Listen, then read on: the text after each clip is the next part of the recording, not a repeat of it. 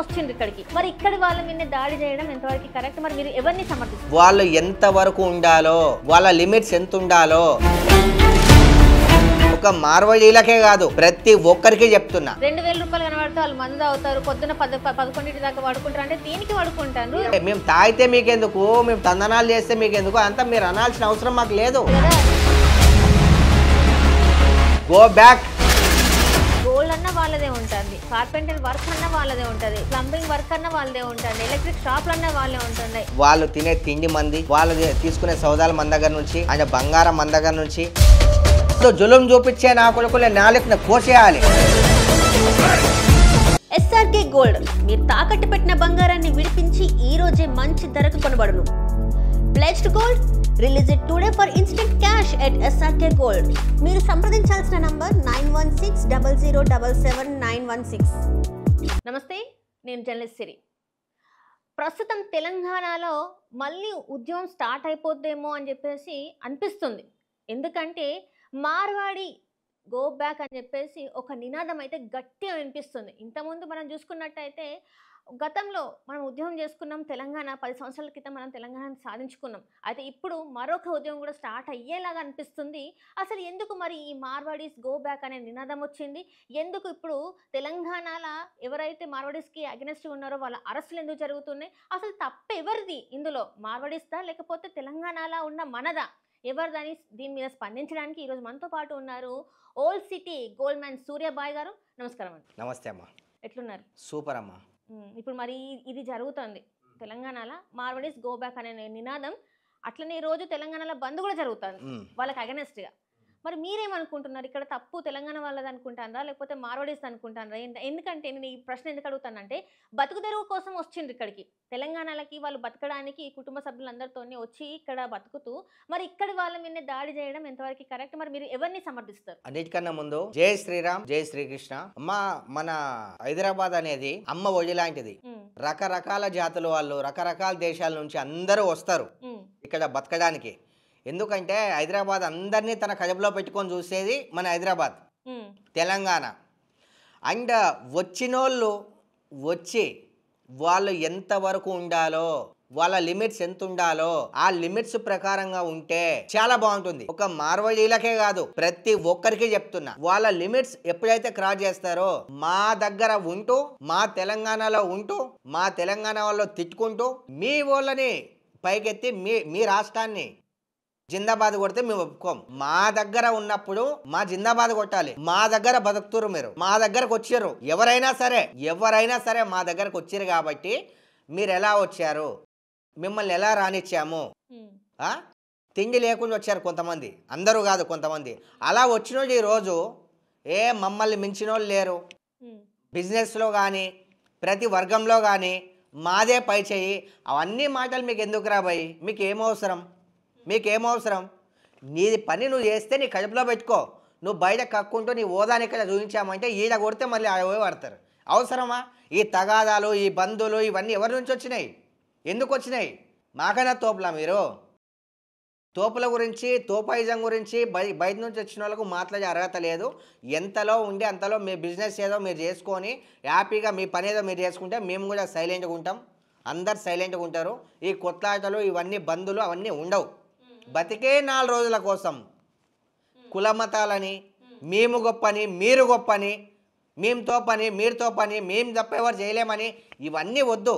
And ఇంకోటి, మన హైదరాబాద్లోకి నేను చెప్పేది ఒకటే, మీరు ఏదన్నా బిజినెస్ పెట్టేటప్పుడు అతి ముఖ్యంగా గెలిపోవడంలో సహజం. లాస్ వస్తుంది, లాభం వస్తుంది, అన్నీ వస్తాయి. నిరాశ చెందకుండా, వాళ్ళు ఎలా నిరాశ చెంది తీసేస్తారా? తీసేయరు. ఇంకో విషయం, మన దాంట్లో కూడా కొన్ని తప్పులు ఉన్నాయి. బద్ధకం, ఏమెళ్ళాలే, వాళ్ళు అట్లా కాదే, వాళ్ళే పని చేస్తారు, వాళ్ళకే ఆపర్చునిటీ ఇస్తారు, మన వాళ్ళని పెట్టుకోరు. మనం కూడా అలానే ఉండాలా? మనకు చేత కాదా? అంటే ఇప్పుడు మీరేమంటారు? ఇప్పుడు అట్లనే ఒక అతను మాట్లాడతాడు, మార్వాడి ఆయన ఏం మాట్లాడతాడు అంటే, 2000 రూపాయలు కనబడితే వాళ్ళు మందు తాగుతారు, పొద్దున 11 దాకా వాడుకుంటారు అంటే దీనికి వాడుకుంటారు. ఈడ మందు గురించి మాట్లాడట్లే, మందు గురించి కానీ మాట్లాడతాను. అదే తప్పు. నేను అదే చెప్తున్నా కదా, అరే మీరు వచ్చిర్రు, చేసిర్రు, మీ పని ఏదో మీరు చేసుకుంటుర్రు, ఎంతలో మీ పని చేసుకుని మీరు వెళ్ళిపోతే అంత బెటరు. మీ పని మీరు చేసుకోండి. అంటే హైదరాబాద్ అనేది అందరినీ దగ్గరికి తీసుకుంటారు కాబట్టి గో బ్యాక్ అని నేనేం ఖండించట్లేదు. గో బ్యాక్ వెళ్ళిపోండి అని నేనైతే అనట్లేదు. ఎవరి లిమిట్స్లో వాళ్ళు ఉంటే చాలా బాగుంటుంది. మన ఉన్న 4 రోజులు ఈ ప్రపంచాన్ని, మన రాష్ట్రాన్ని, మన తెలంగాణని, అంటే గత ఒక తెలంగాణ రాకముందు ఎలా ఉండింది, తెలంగాణ వచ్చిన తర్వాత ఎలా ఉంది, తెలంగాణ రాకముందు అంత డబ్బులు లేవు, మార్కెట్లో ఇప్పుడు డబ్బులు చాలా ఉన్నాయి, డబ్బులతో పాటు అహంకారం కూడా పెరిగింది. ఇవన్నీ మేము తాగితే మీకెందుకు, మేము తందనాలు చేస్తే మీకెందుకు అంతా మీరు అనాల్సిన అవసరం మాకు లేదు. మీకు ఆ హక్కు లేదు.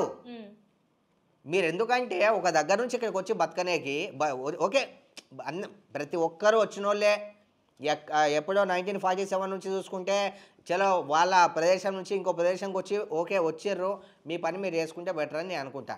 ఇవన్నీ వాగ్వాదాలు వద్దు. వాగ్వాదాలు అన్నప్పుడు ఈడదంతే అడవి పడతారు. అంటే ఇక్కడ స్టార్ట్ అయింది ఏంటంటే ఎప్పటి నుంచో ఉంది ఇది, మార్వాడీలు తొక్కేస్తున్నారు అంటే ఇక్కడ నుంచి వచ్చి చాప కింద నీళ్ళు లెక్క మారిండ్రు.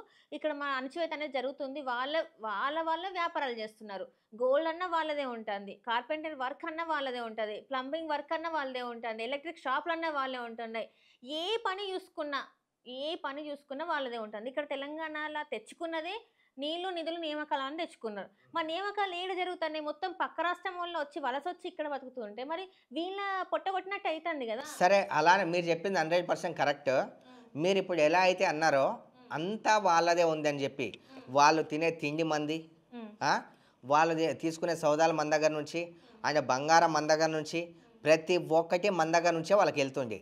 అండ్ ఇంకో విషయం మన వాళ్ళకి చెప్పే ఒకటే నేను ముఖ్యమైన విషయం ఏంటంటే, వాళ్ళేనా చేయగలరు, మనం చేయలేమా? మనతో అవ్వదా? ఎందుకు అవ్వదు? అవుతుంది. మనోళ్ళు నిరాశ చెందకుండా ఎందుకు మనం కూడా సేమ్ వాళ్ళు యాస్ట్రీ ఎలా అయితే చేస్తున్నారో మనం అంతకు మించి మనం కూడా చేద్దాం, మనం కూడా కష్టపడదాం.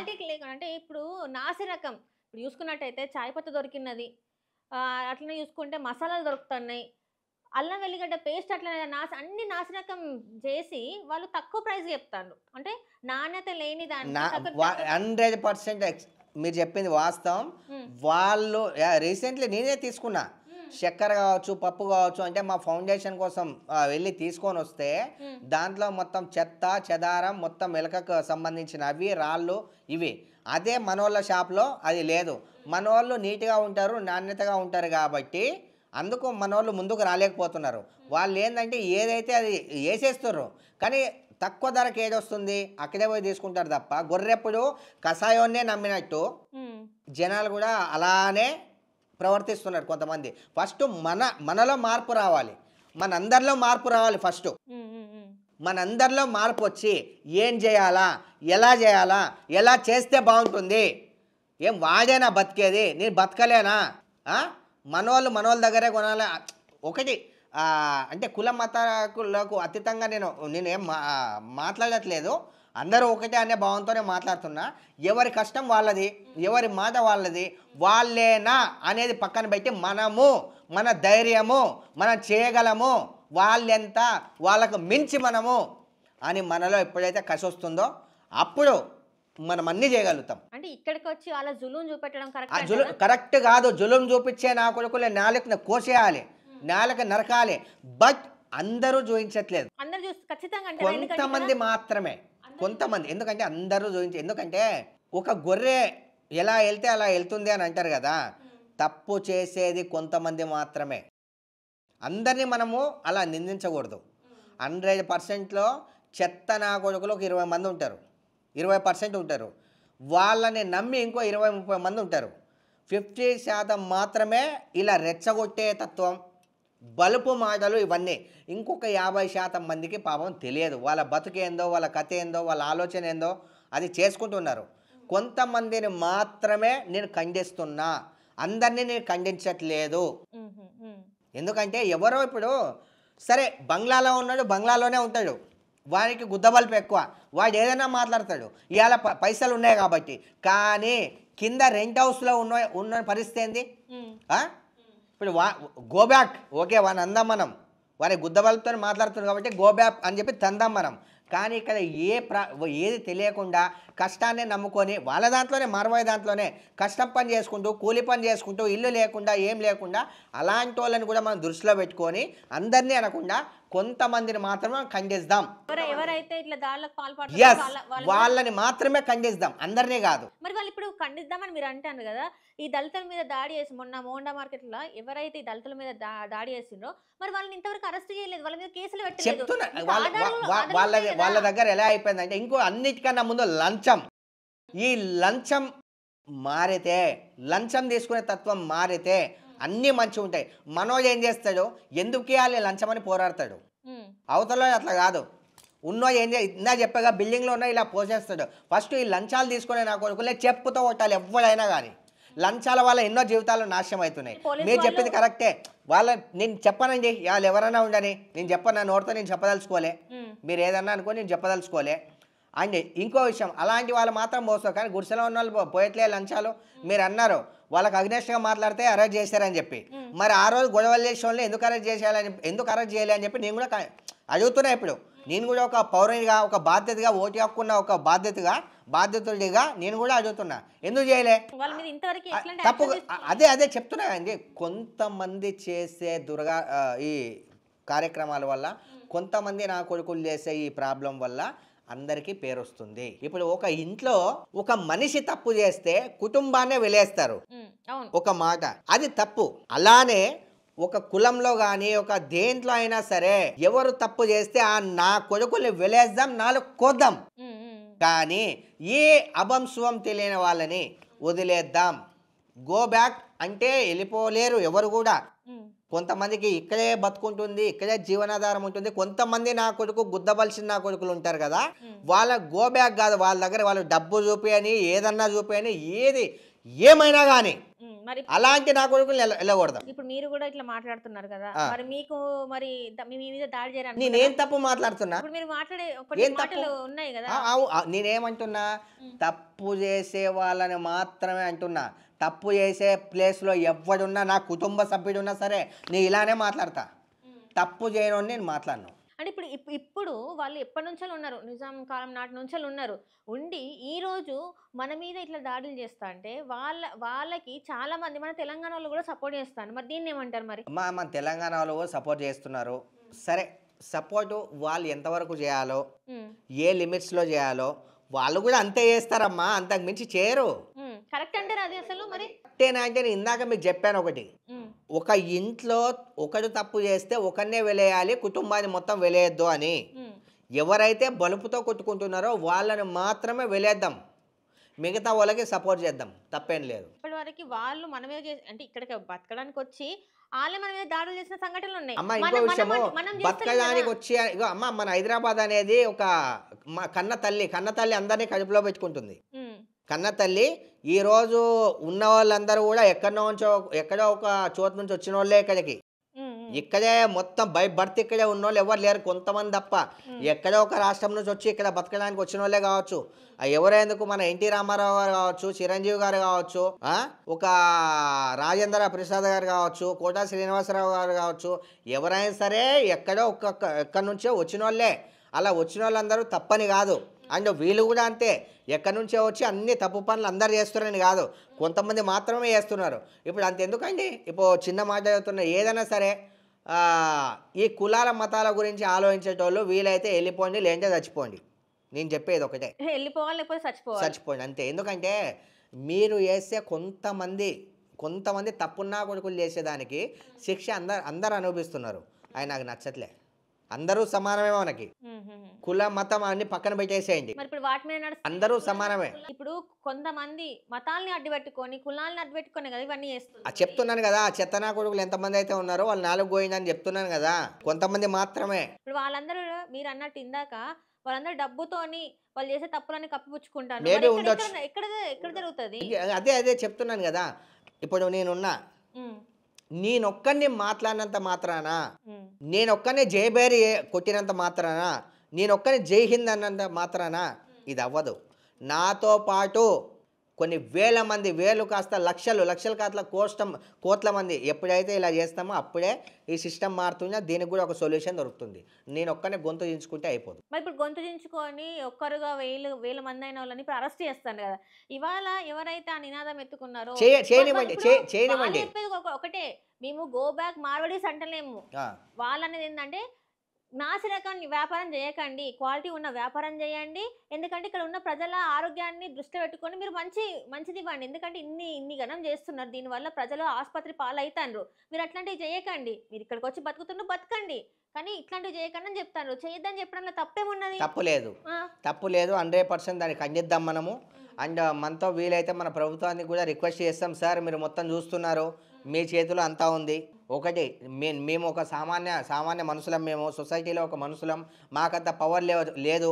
మీకు చాలా పవర్ ఉంది. మీరు కావాలంటే కేంద్రం నుంచి కావచ్చు, అండ్ దాని తర్వాత మన సీఎం రేవంత్ రెడ్డి గారు కావచ్చు, నరేంద్ర మోదీ గారు కావచ్చు, సార్ మీ చేతిలో అంతా ఉంది, మీరు అనుకుంటే ఏదైనా చేయగలరు. ఇలాంటి నాసిరకమైన వ్యాపారాన్ని చేసేదాన్ని ఖండిస్తున్నాను. మీరు కూడా ఇలా చేస్తే ఇలా పనిష్మెంట్ ఉంటుందని చెప్పి మీరు కూడా గట్టిగా యాక్షన్ తీసుకోవాలని చెప్పి, అండ్ అలాంటి వాళ్ళను తరిమేయాలని చెప్పి, అండ్ కుల మతాలకు అతీతంగా ఇట్లా మొత్తం ఇట్లా చిచ్చులు లేపుతున్న కొట్లాట్లు పెడుతున్న వీళ్ళందరినీ మీరు శిక్షించాలని చెప్పి మనస్ఫూర్తిగా మీ అందరికీ నేను రిక్వెస్ట్ చేస్తున్నాను సార్. రాష్ట్ర ప్రభుత్వం కానీ కేంద్ర ప్రభుత్వం కానీ వీళ్ళందరికీ రిక్వెస్ట్ చేస్తున్నామా. కేంద్ర ప్రభుత్వం నుంచి ఉన్న ఇద్దరు అంటే ఒక ఎమ్మెల్యే కావచ్చు, ఒక మంత్రి కావచ్చు, వాళ్ళు వాళ్ళకి చేస్తున్నారు కదా. తెలంగాణలో ఉంటూ తెలంగాణలో అదే అమ్మా చేస్తున్నారు. ఓకే, కరెక్టే అమ్మా. ఒకరో ఇద్దరు ముగ్గురు చేసేంత మాత్రాన అంతా అయిపోతల్లి. మనకు చట్టాలు ఉన్నాయి, న్యాయాలు ఉన్నాయి, దానికి అన్నీ తెలుసు. ఎప్పుడు ఏం చేయాలి, ఎవరెవరికి సపోర్ట్ చేస్తున్నారు, ఇద్దరు చేసేంత మాత్రం అయిపోదమ్మా. ఒక చిన్న మాట భయపడేవాడిని అయితే ఇవన్నీ మాటలు నేను మాట్లాడను. ఒకటి నేను చెప్పేది ఒకటే, నేను కూడా కింద స్థాయి నుంచి వచ్చాను కాబట్టి నాకు ఆ బరువు బాధ్యతలు నాకు తెలుసు కాబట్టి నేను అందుకే కొంతమందినే ఖండిస్తున్నా.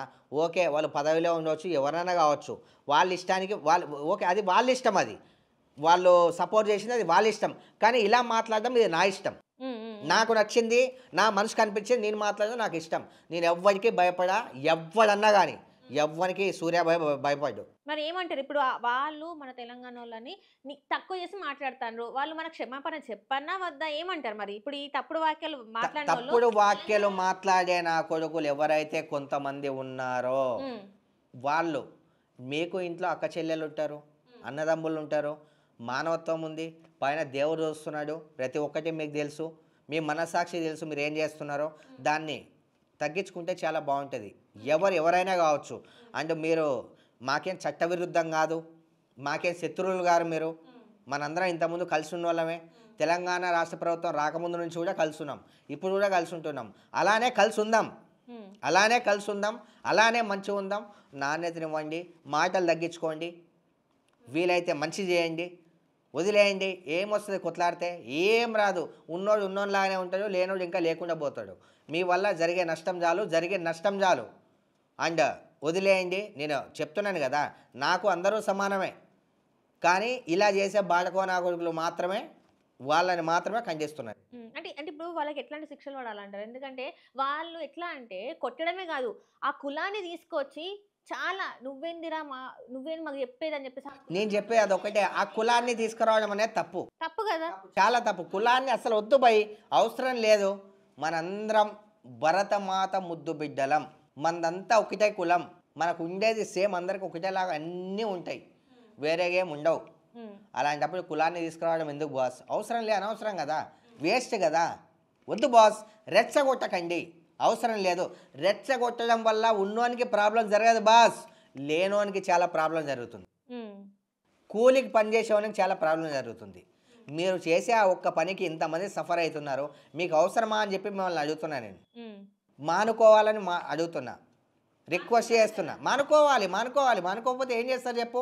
ఎన్ని రోజులని చేస్తారు? ఏ పోరాటమైనా సరే ఏదో ఒక రోజు ఆగాల్సిందే, ఏ తప్పు పని చేసినా సరే ఏదో ఒక రోజు దొరకాల్సిందే.